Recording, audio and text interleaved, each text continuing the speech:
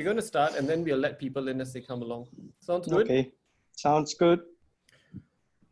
Okay, today is quite a special day. We've got two ultra running heavyweights with us. We've got Ewegene and we've got Abi. I tried to choose like fairly epic pictures to depict their ultra running background, but I think the pictures don't do enough. So maybe why don't you all take a moment to introduce yourself? Ewegene, you go first. So I'm Ewegene, based in Taiping, Perak, Malaysia. I've been running for like 20 years. Took a break due to work and studies, and then gone back running again from 2013. So till today, yeah. So I did my first ultra in 2013 as well. So have been on a roller coaster ride up and down since then. Ewegene, I think the first time I met you was in Beaufort Ultra, wasn't it? It was actually at TMBT. Oh yeah, TMBT, and then after that at the roadside You're shop up in the Pineapple Ridge. You're the first one to arrive. Then the second time I bumped into you was at Mickey Loop. Yes. So yeah. But the most vivid memory I have is I think us having 100+ next to the highway at Beaufort Ultra during the 105 km, and the only year that they organized the 100K. Yeah, and I'm quite glad for that. That's brutal. It's a the heat, 105 km in that stretch. I wouldn't recommend it. And Abi, please introduce yourself. All right. Hi everyone. Name is Abimanyu Shunmugam. So started doing ultra 2012. First one was TMBT. Seems to be TMBT. Everybody's first ultra seems to be TMBT. Right. So since then, done a couple of ultra marathons. My favorite ones, of course, Dragon's Back, GSER in Melbourne, and the last one is a Hong Kong 4 Trails. I highly recommend for people to do that. Yeah. Abi, that's more than a couple of ultras. You've done a lot of ultras. All in one.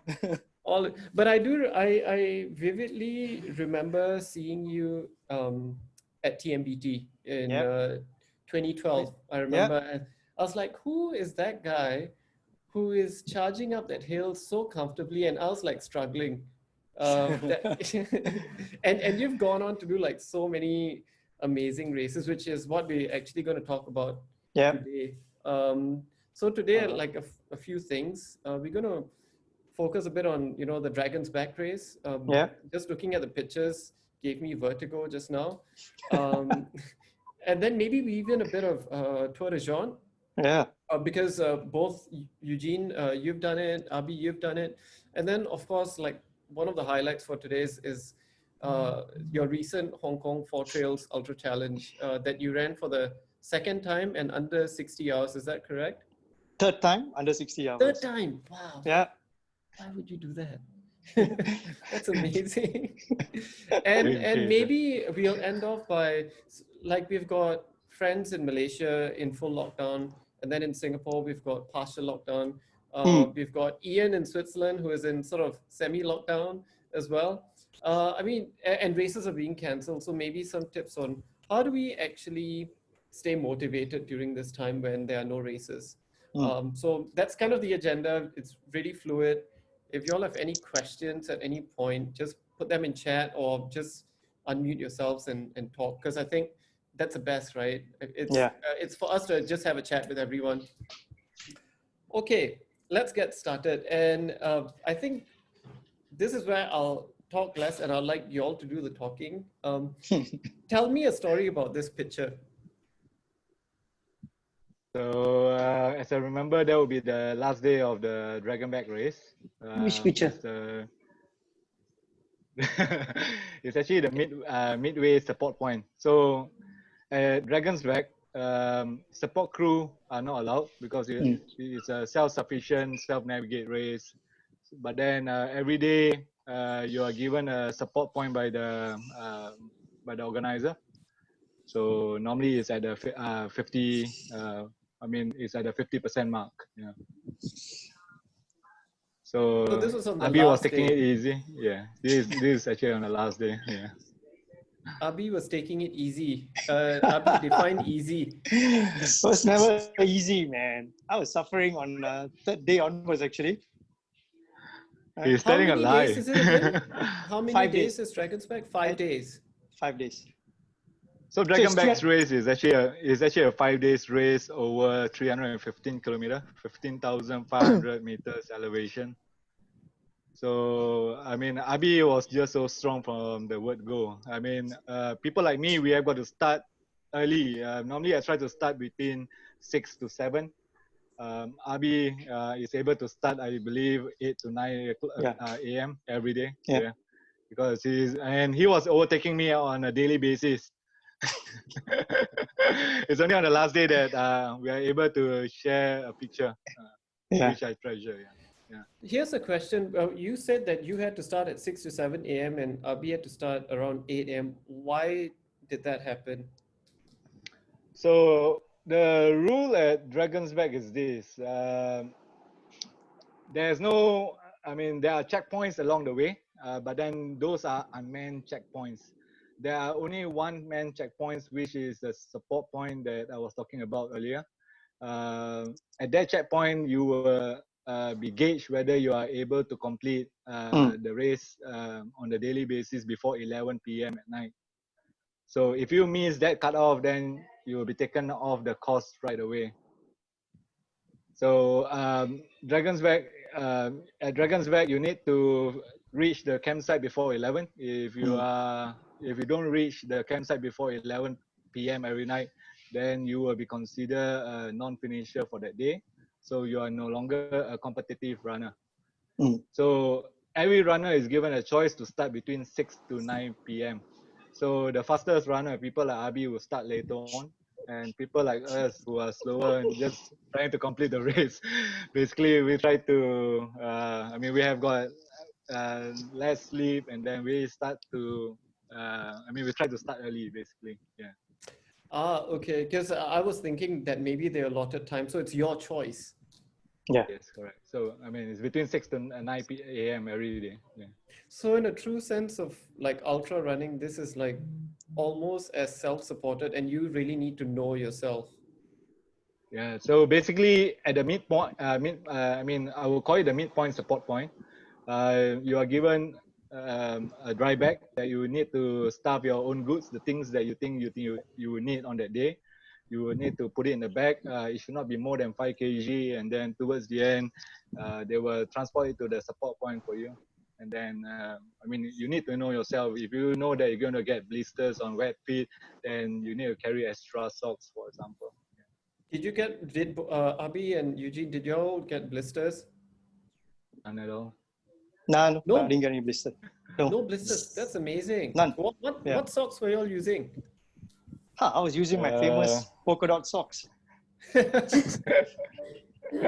Smart wool from Not Paste for me. Yeah.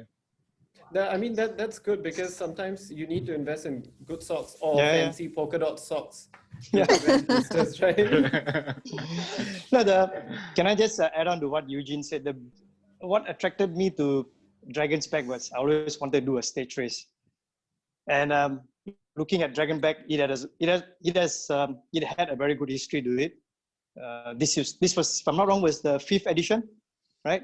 Yeah. So it's rated one of the toughest ultra marathon purely because the terrain is brutal. The first 3 days was just horrible, man. And then you need to navigate.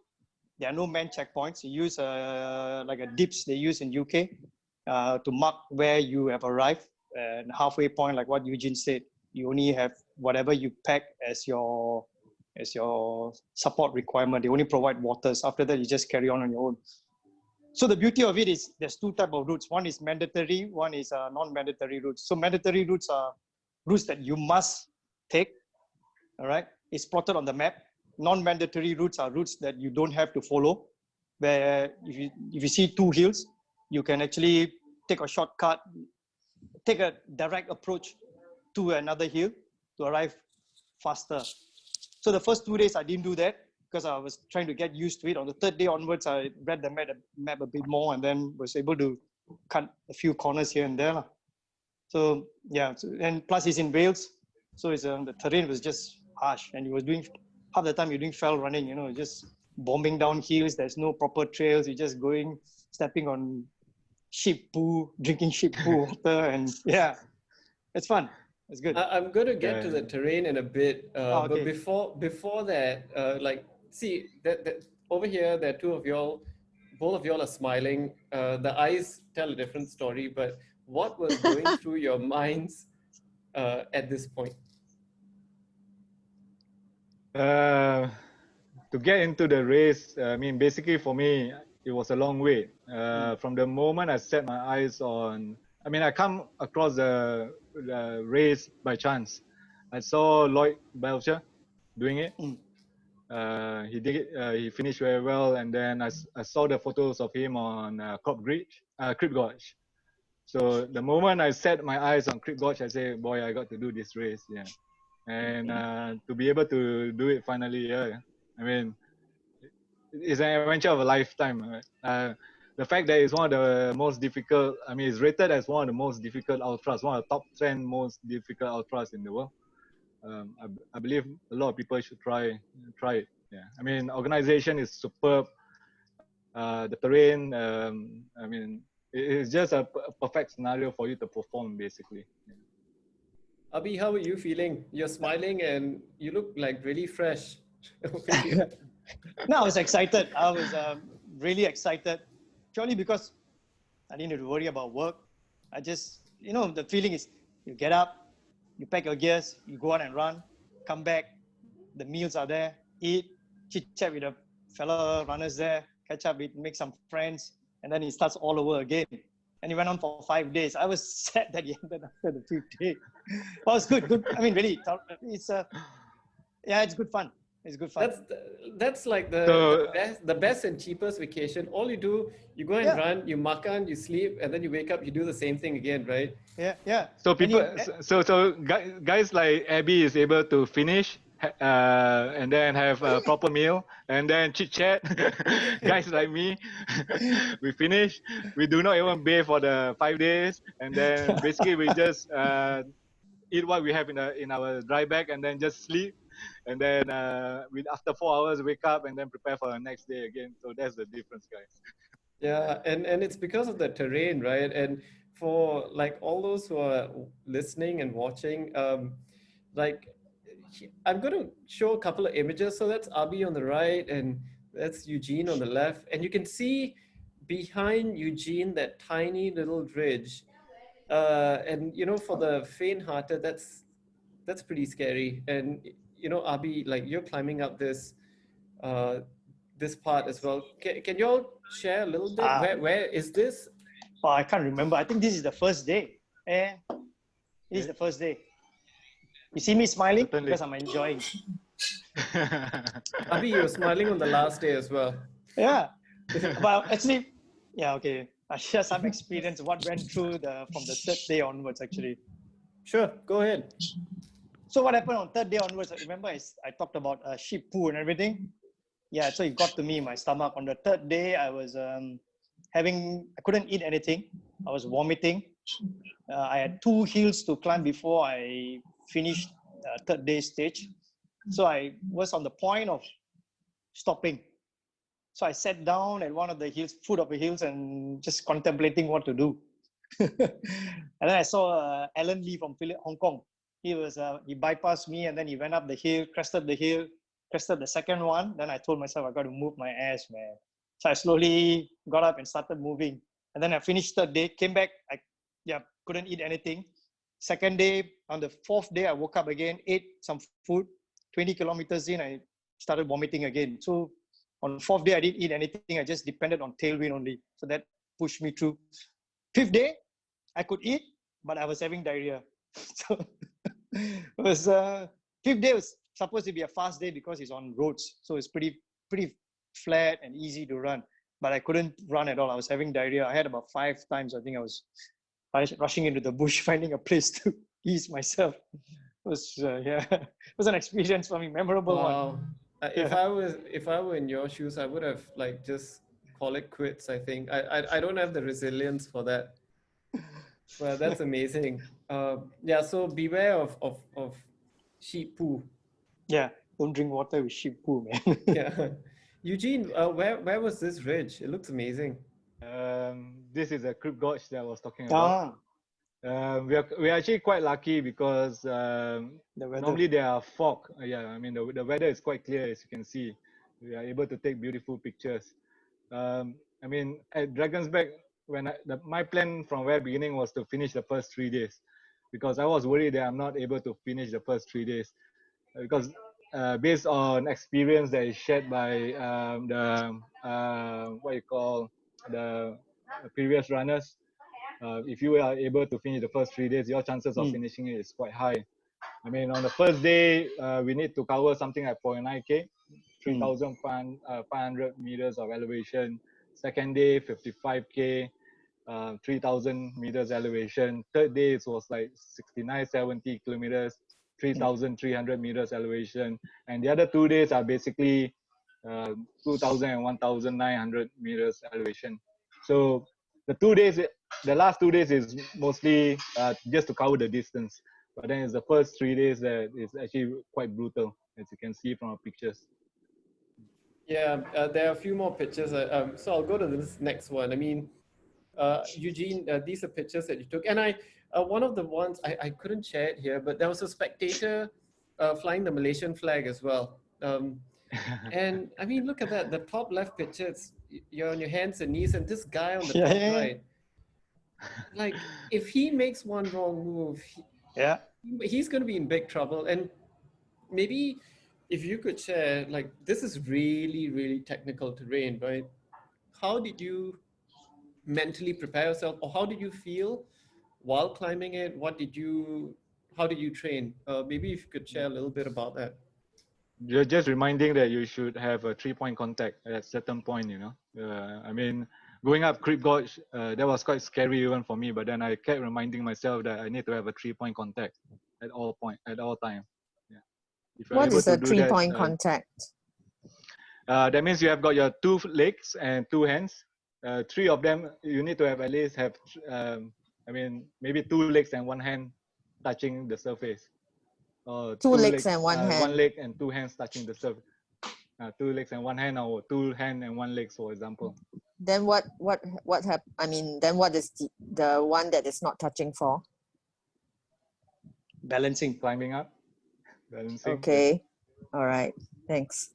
So maybe it's, correct me if I'm wrong, it's a bit like almost sort of basic mountaineering. I'm not a mountaineer, so or rock climber. I'm not a rock climber. I'm not a mountaineer. So would that be some of the basic rules where the one hand is to actually allow you to move, or that the one point is allowing you to move, and the other 3 points are for your balance? And is that correct? I mean, Abby, you go first. Yeah. No. Yeah. Okay. So kind of like, you need to have 3-point contact so you have stability while you're moving up. So the one hand is just for a bit of balance, to give you a bit of balance. I won't say most of the terrain is like that. A couple of portions are like that during Dragons, but I think first and second day, right, Eugene? First and second day, they had guides deployed. So you take a predetermined route. Hopefully you follow that route. So during those routes, there's no way you can do 3-point contact. You had all 4, you had to use your 2 leg, 2 hand, secure almost like a rock climbing position, and then you start climbing. Most of the time, you had like just your 2 feet to clear the technical trail. Gene, you had a question? I mean, before I went into this race proper, I was actually at panic mode. People who knows me knows that I was panicking. First is, I mean, I was reading a lot, going through a lot of videos, and then I was asking myself, what's going to happen? What technicality that do I need to go into such a race? Try to talk to JP from Philippines, who was also a fellow dragon. He actually told me that he has been up to Creek Gorge, and he just tell me, no matter what, if it's really bad, just make sure that you have got 3-point contact. And I just follow that rule. Besides that, I'm not an army. I'm not good with navigation before this race. But then after this race, I would say I learned a lot.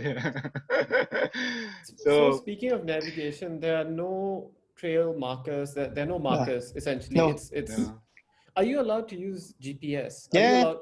So you can yeah, load it on you're your able. watch.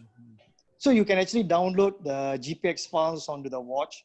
So it will actually plot. I mean, it gives you a route. You just can follow the route. Just that it is a longer route. If you study the map properly, you can cut through those. You can cut through those and find shorter routes to reach to your next checkpoint, and then get your GPS to plug in and then send back the data. So for me, what happened on the first day was I missed one point just towards the end, and I went back. So they actually asked me, did I want to go back or take a time penalty? Then I decided I'm not going to go back, and I took a time penalty of 30 minutes, I think. Bearing in mind so that I kind of knew I would finish the whole race. Yeah, so I decided to take a time penalty. Oh, that's amazing. Yeah. So does that mean that if someone were to follow the GPX route as per Yep. they might actually take longer? Yep. In terms of time, you may take longer because some of the elites, the lady and the Galen from UK, they had been there before. I know Galen because I've spoken to him. They've been there before. They did the ground recce and everything, so they know where to they know where to cut through to reach to the next point. So they are able to clear it faster. So it's not just a race as for like a normal race. There, it requires a bit of strategy as well, I guess. Yeah, it does. So every night, so what I do is I study the map, where there are non-mandatory routes. I look at those routes where I can cut across to move faster. I look at the maps and then I plot it on the map. I'm from the army, so I kind of can read the map easier. So that was Eugene, added. Eugene, did you read the maps? So what I did was I download the GPX file into View Ranger. And then just follow it. And then turn on the blinker, beeper. If I were to go off course, then my phone will always beep. Then I will always refer back to the map, which I've already downloaded. I mean, there's no right route when you talk about Dragon Back, Yeah. On day 5, I was going with JP. And what actually happened is we could actually see 5 people moving on the same line. I mean, on a different line towards the same direction. So I would say sometimes you will see people coming from nowhere, and you are thinking why, and you are asking yourself, are you on the right path towards the end? So I mean, for me, I just playing it safe, just following the GPX file that was provided all the way. Cool. So just adding, just adding Go on. ahead. I mean, so the GPX trails are proper trails. There is like a path for you to follow, whereas those non-GPX one are proper. there's no trail. It's just like kind of like bashing through, running on. I don't know how you term that. They call it bog, I think, in UK. Bog ground, where there's a lot of bumps and bumps and bumps and bumps. So you got to be careful when you're running through that, because there were some points where my whole feet just got stuck in mud, and then I got to extract it out and then start running again. So got to be a bit more careful when you're running of those. That's why the first 2 days I was a bit more cautious, and then third day I decided to just venture out and just have some fun. So if I may add to what Abby said, so basically if you were to follow the GPX 22%, you'll find out that 22% of the course will be trackless. So at some point the grass will be up to above your shoulder, ankle. And on second day, even though I was following the GPX, after 2 kilometers, as we go into the trail, half of my feet actually went into the mud as well, into the swamp or whatever you call it. So that's how it is. Abi, I had a question. And this is going to lead to our next section on Hong Kong 4 trails. Like we have Bukit Timah Hill, and I mentioned this quite a few times, and it's a tarmac hill. How did you prepare and train for such technical terrain and distance? Yeah, I mean, in Singapore, that's what we have. Okay, so to begin with, I enjoy technical trails. I really do enjoy. I kind of thrive in technical trails. But bearing in mind, this is what we have. Like every Singaporean ultra runner, that's where I train. There's no magic formula that you need to go. For example, go to Pulai often and train. I wanted to, but I didn't find the time to do it. So kind of was stuck in Singapore. So I just did tarmac and staircase. That's all I did. So I think that for me, the beauty of running on technical trails, you need to tell your mind that you need to be agile. There's the standard theory: look far, don't look at your feet, use both your hands as balancers, and enjoy the trail.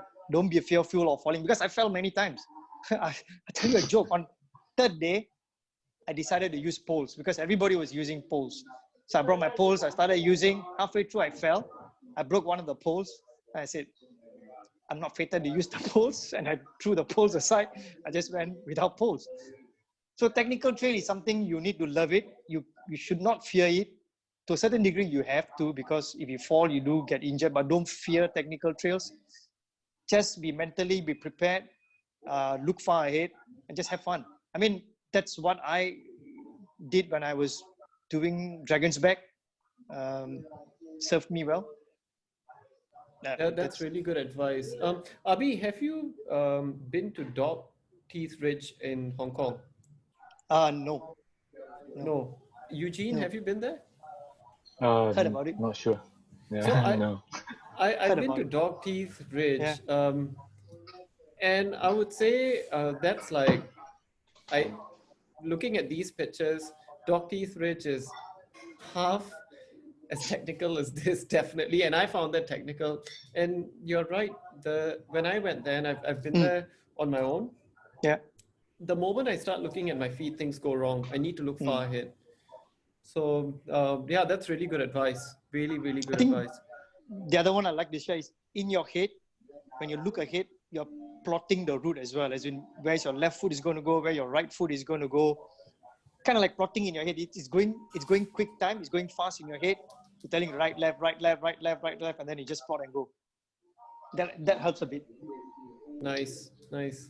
That's awesome. Yeah, you just got to trust yourself in. I mean, you just got to trust yourself in technical trails. I mean, downhill, just take baby steps. I always tell everyone that ask me how to tackle technical trails. When it comes to downhill, I say don't rush it. Just take baby steps. I mean, it will carry you to the finish line at the end of the day. Yeah, that's true. And we're going to talk about another finish line now, which is the magical Hong Kong 4 Trails Ultra. Dream. Yeah, it's a dream, right? Anyone who's been to Lantau Island knows that that famous green mailbox. I've seen it quite a lot of times. That's finish line. But then here we have Abi, and Abi, thanks for your time today. Man. This is the most we have chatted. Like, whenever I've seen Abi on the trail, right, it's literally like, hey, Abi, how are you doing? And then whoop, he just kind of zooms off. And that's it. That's the longest conversation I've had with Abi until today. So really thankful for that. And your Eugene, you as well, like your words of wisdom and your inspirations really helpful for all of us. So Abi, you recently finished Hong Kong 4 Trails Ultra for the 3rd time. Yeah. So maybe the first question I had is, what made you decide on it the first time? Okay, the story goes like that. I think it was 2017. I saw Jerry packing some stuff. I think 2016, December, she was packing some stuff. Then I'm on Facebook Messenger. Hey, what are those stuff? And she was telling me tailwind. I said, what are you packing for?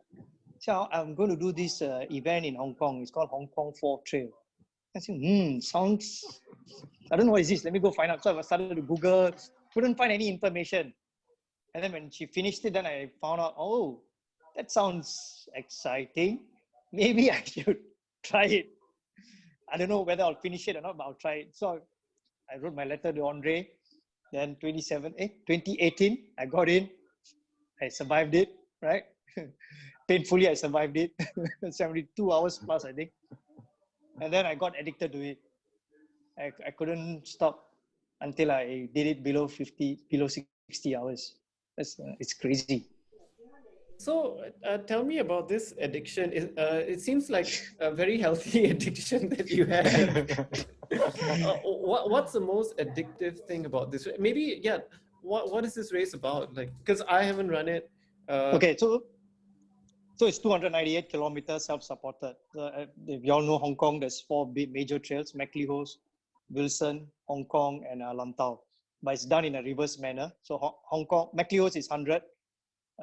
Yeah, it's about 5,000 plus elevation. Then followed by Wilson, 78, 3,000 plus. Hong Kong, 50, about 2,000 plus. Then followed by Lantau, 3,000 plus. So Lantau is the last one, also run in reverse. So after you finish each trail, you are allowed to meet your support crew, where they will ferry you to the start point of the next trail. Okay, similarly, and then once you finish Hong Kong trail, you must take the ferry. Oh wait, Wilson, you got to take the MTR from Lam Tim to cross to finish up the other portion, and then from after you finish Hong Kong, you got to take the ferry to Muivo to start the 70 kilometers. So that's it. That's a Hong Kong 4 trail. Easy peasy. Yeah, that's it. Oh, don't forget, there's no poles allowed. All right, no poles, tons of staircases. Right. So that why am I addicted to it? Because you are out there all alone. It's you against yourself, and you are just chasing after the time. You can choose to stop.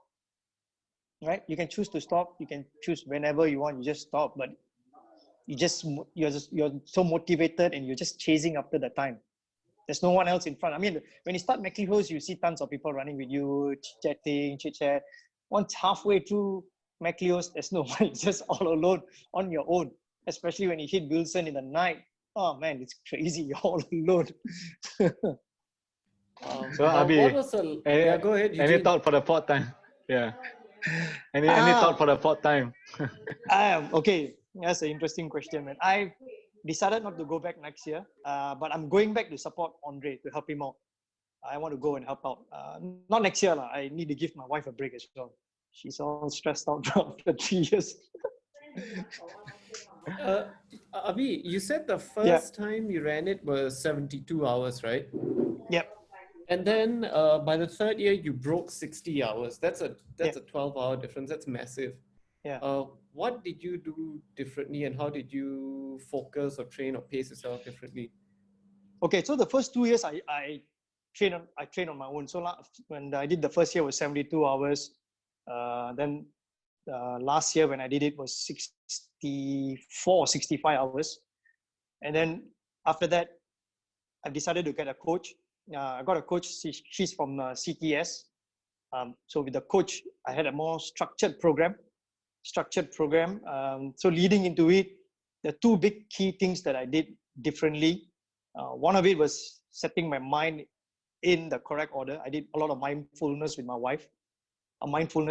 So why I did that? Because the first 2 years when I went into the race, I had a lot of baggage with me. I kind of knew what I was getting into, and I knew the pain that I was going to go through, the sleep deprivation.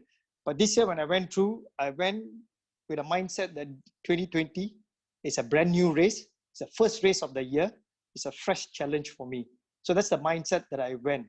So to help me with that, so what I did differently was also, I didn't have a pace on my watch. I just had the GPX file and the time of the day. That's it, these 2. I didn't bother about the pace. So the coach also helped me with my training. She gave me a very structured program that was able to follow and lead into it. The second thing that I did was I did caffeine deprivation. So I practiced it when I did it last year in Ultra Trail Chiang Rai race, 230 kilometers. So what do I mean by caffeine deprivation? I'm a caffeine addict. I can drink 4 to 5 cups a day. Okay, so I had to wean off caffeine for about 3 weeks. Then I injected caffeine while I was during the race. So the time that I injected caffeine during Hong Kong 4 trail was Wilson Trail. That's the first time I had a caffeine strips, and that gave me the boost that I required. That kept me awake throughout the trails. So whenever I was feeling sleepy, I just pop in the caffeine strips, just a boost of energy, and just kept me awake. So that worked very well for me. So these are the three major things that I did differently. Well, that's really interesting. The mindfulness thing, especially because now it's like most of us are cooped up at home, and mentally, I think quite a few of us might just go bonkers at any time. Tell me a bit, like from a mindfulness perspective, what did you do, or what can you maybe share that people should start doing? I think one of the key things that you need to do before any race is figure out what is the goal of the race. You know, can either be you want to complete the race or compete in the race. You have a goal, okay? So put a goal aside, that goal will be there. So then focus on the race. When you're running, just focus being present there. Don't care about what has happened. You know, what has happened behind you is what is done is done. You cannot undo what is done. So what is going to happen next, also don't bother.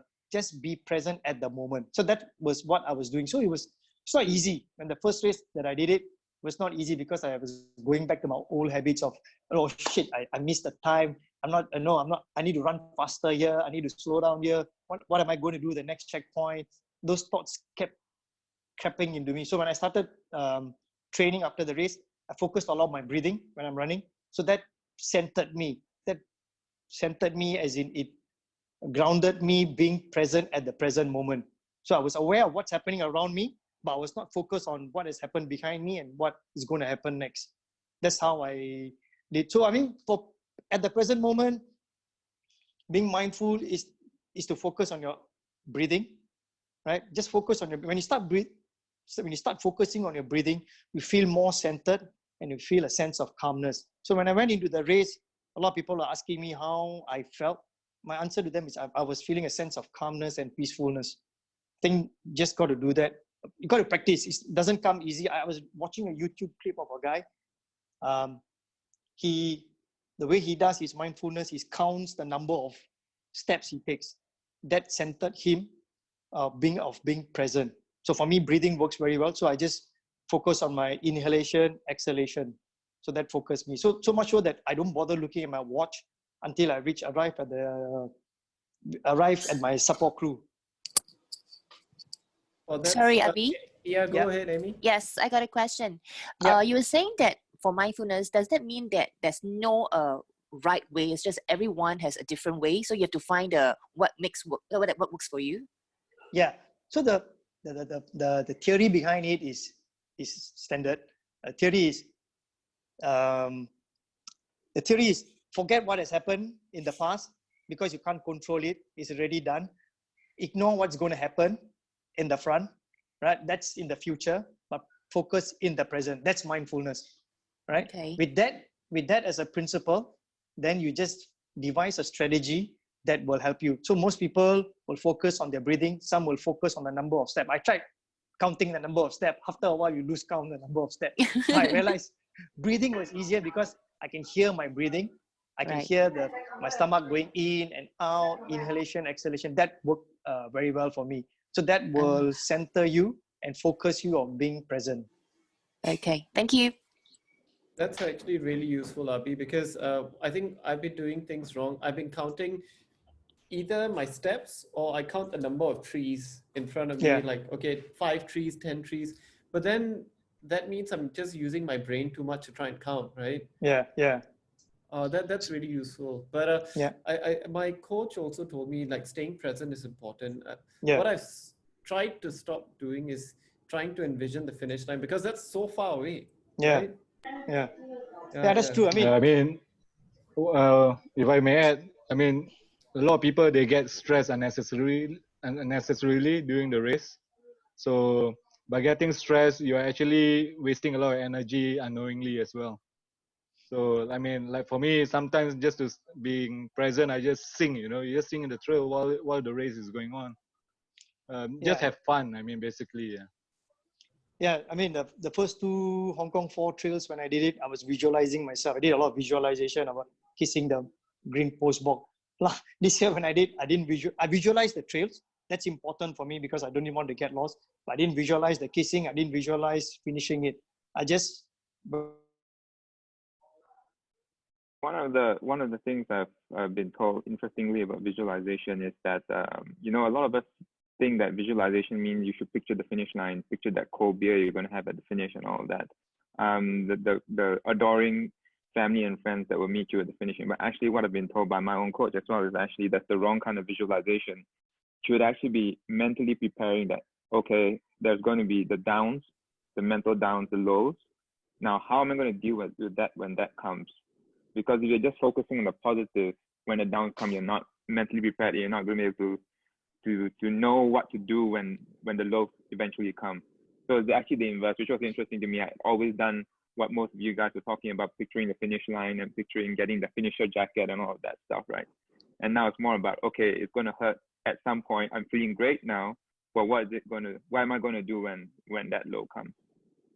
And then it becomes a shock to you. No, it's not a shock. I mean, having done Hong Kong 4 Trails, Dragon's Back, and a few other races, I've gone through the low. For me, one of the key things that I also learned that I forgot to share is I named the low.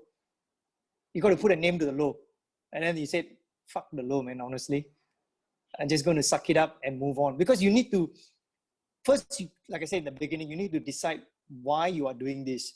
The why is very important.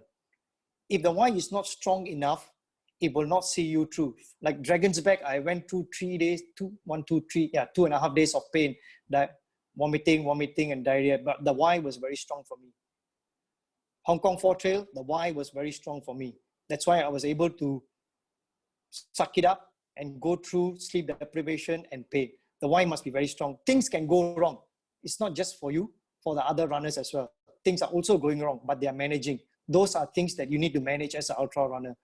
You know, getting blisters, water bottles popping out, you can't find food, can't find water. These things do happen. Those are contingencies that you would have a plan in your head. You know what I mean? Does that kind of like answer, provide you with a sense of, yeah?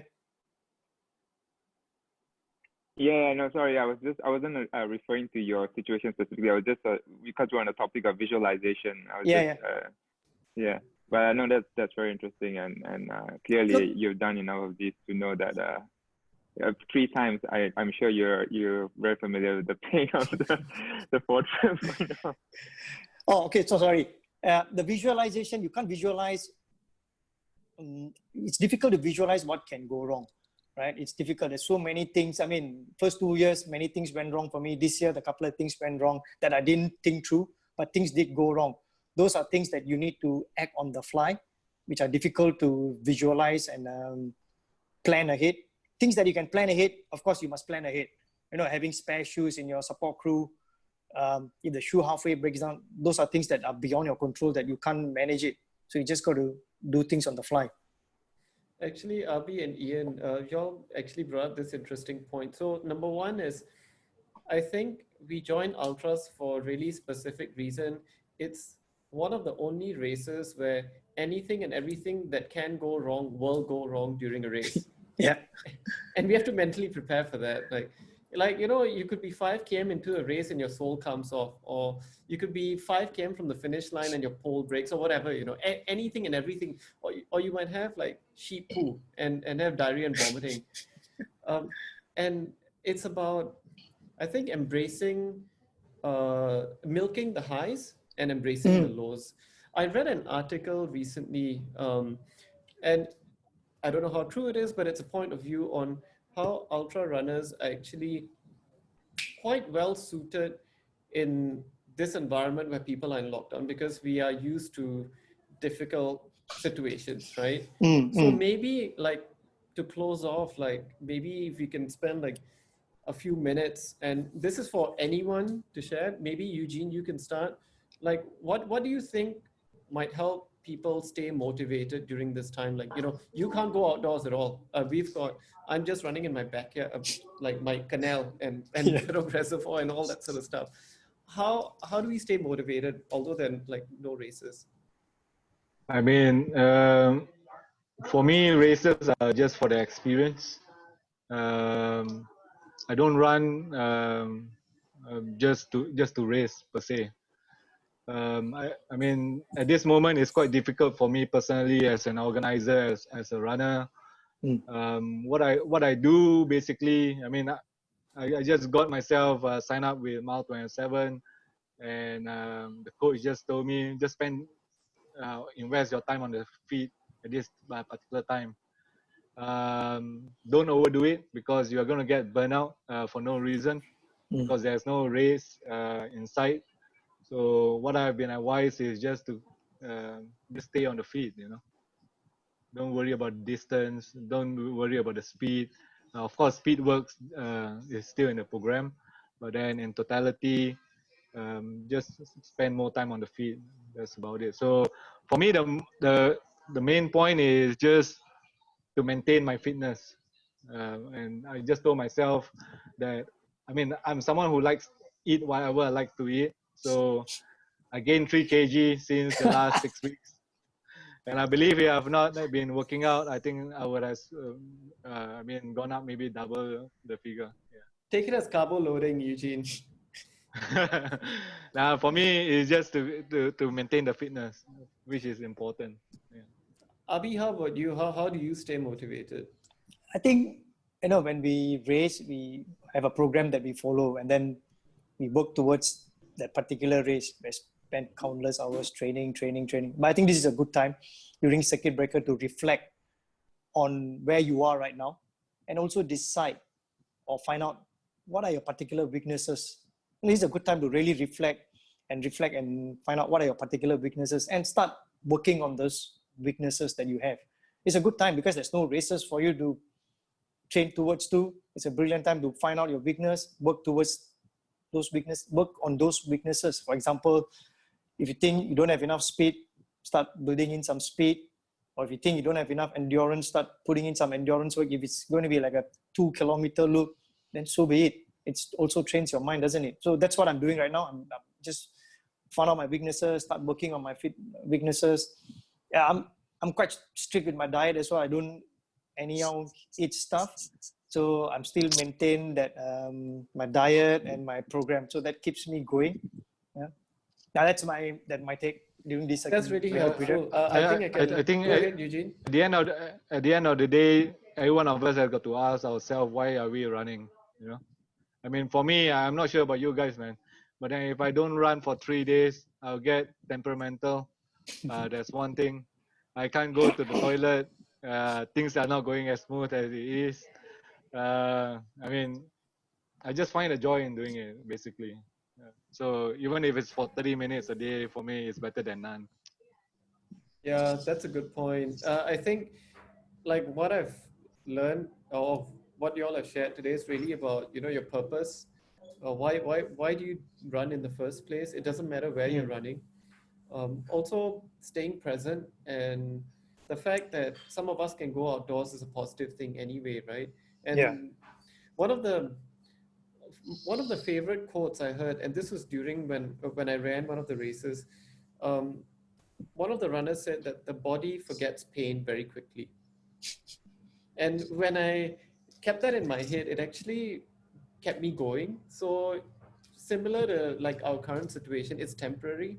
Things will get better. We will be out on the trail soon, right? Yeah, I agree, man. The body forgets pain.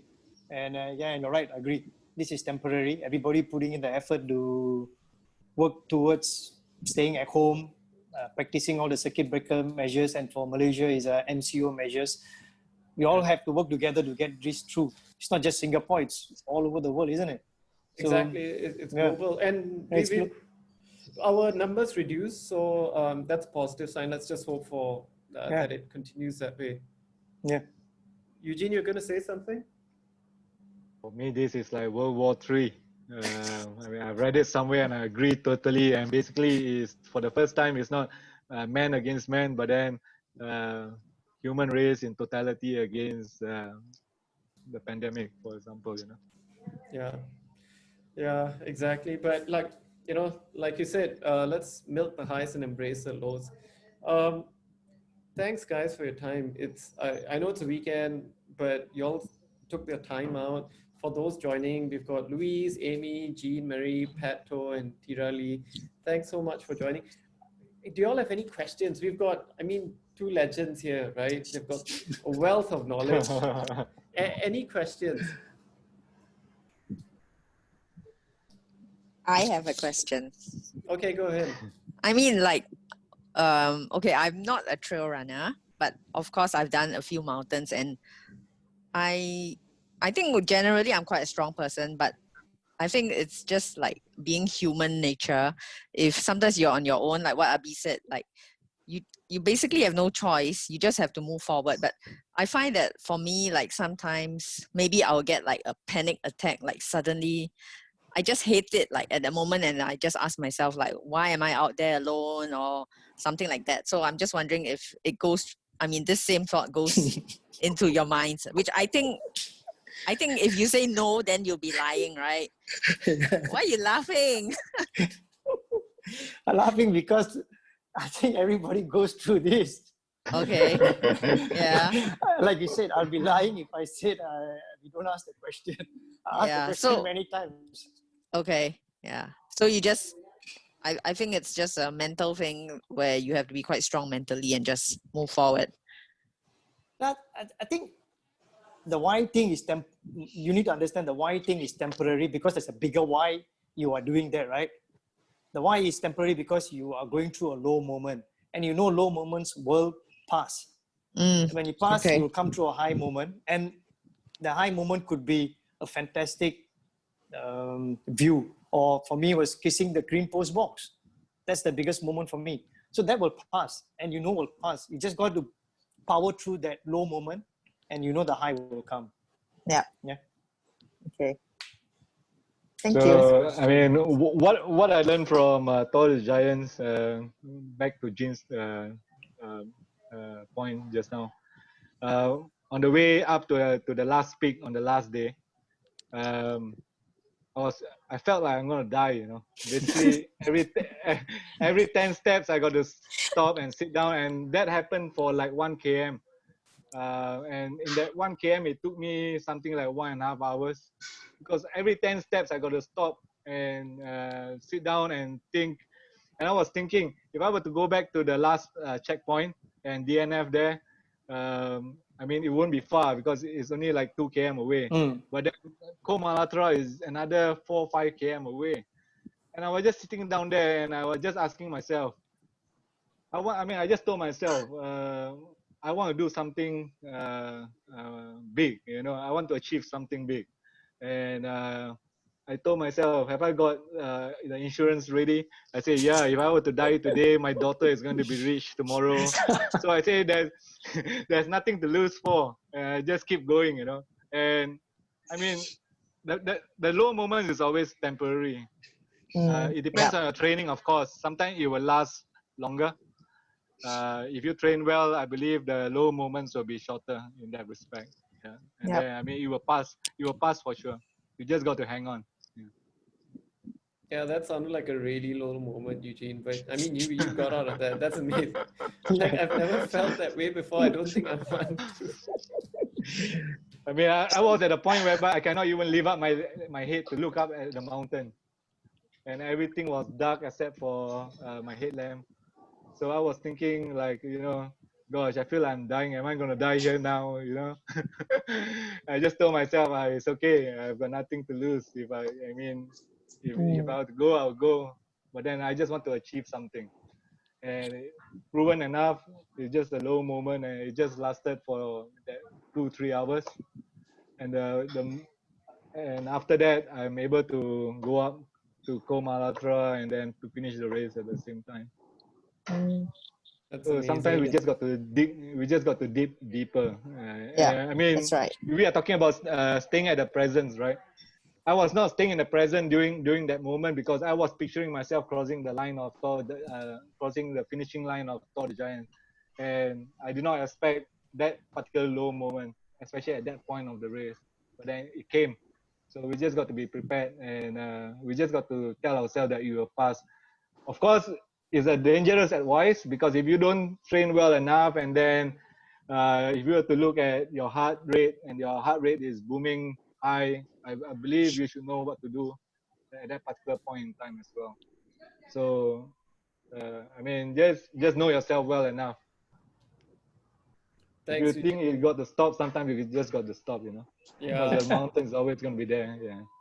Yep. yeah, that's true. Any other questions before we close off?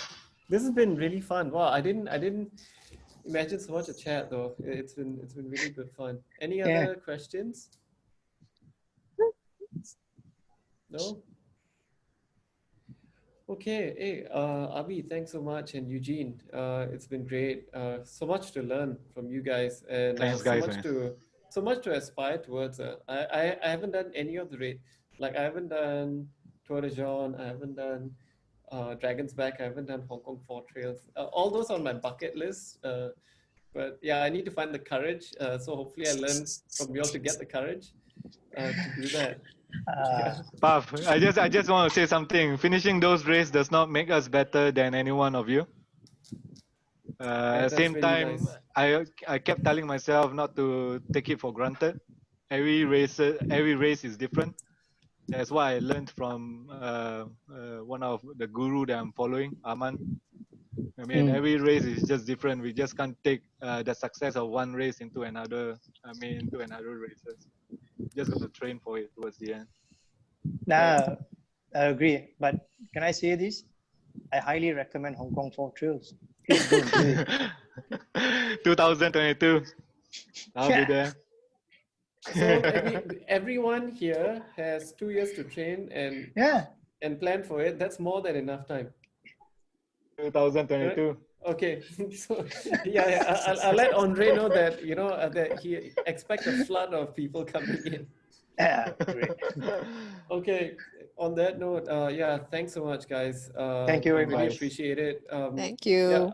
Yeah, this has been recorded, so I'll post it again so that you all can watch it or share it.